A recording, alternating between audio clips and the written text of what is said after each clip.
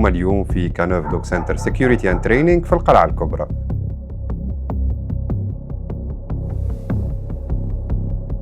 هذا مركز لتدريب الأنياب.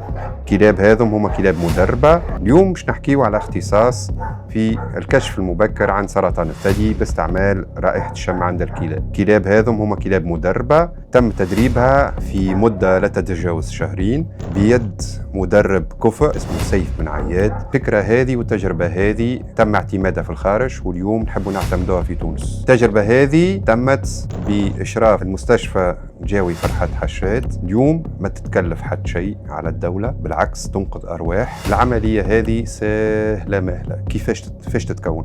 هما كومبريس وتوب وصابون أخضر.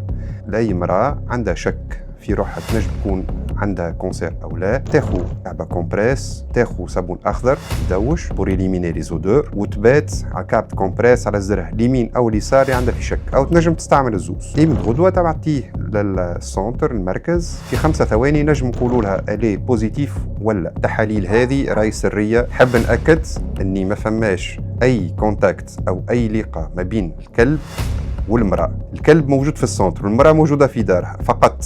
فما الكلب مجعول باش يشم الكومبريس هذه. التجربة هذه كانت بنسبة نجاح تفوق 90%. دينا 200 عينة، 100 عينة مرأة أتانت بالكونسير و100 مرأة ما همش أتانت بالكونسير. اللي نحب نأكدوا عليه وأنه التجربة هذه هي الأولى في تونس وأفريقيا والوطن العربي. بالنسبة للنساء نأكد لكم وأنه يتم الكشف عليها مبكرا في المراحل الأولى. الفكرة هذه في أقل وقت. السبيطار تاخذ برشا وقت، عندنا احنا في 5 ثواني. تعمل ماموغرافي فيها أوجاع فيها رونديفو. ديما الوقت العامل اللي نخدموا عليه هو الوقت، لأنه الكشف المبكر يحتمل لازم تشتقوا في أقرب وقت. إذا كان نعرفوا سي سون بوزيتيف يتجهوا ديريكتومون للسبيطار ياخذوا الشما كلينيك نتاعهم. وقتها نعرفوا المرض في مرحلة أولى، نربحوا العلاج بالكيميائي، نتفاداوه السرطان راهو قاتل إذا كان يمشي لمرحلة متأخرة. اليوم وبعد عديد الاتصالات بوزارة الصحة لم نتلقى أي رد.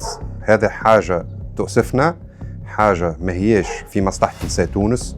وزارة الصحة إذا تهتم بصحة التوانسة إن شاء الله تستجيب لطلباتنا. هذا نحبوا عن طريق المشروع هذا ننقذوا أرواح. تصور الهدف سامي ونبيل. إن شاء الله الدولة التونسية تعتمدها.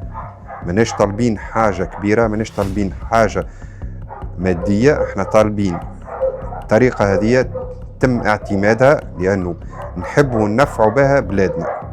اللي ما يحبش الضرب تونس هذا هو اللي نعتبره ما هوش مشارك في التجربة هذه أو ما يحبش التجربة هذه تتم فقط.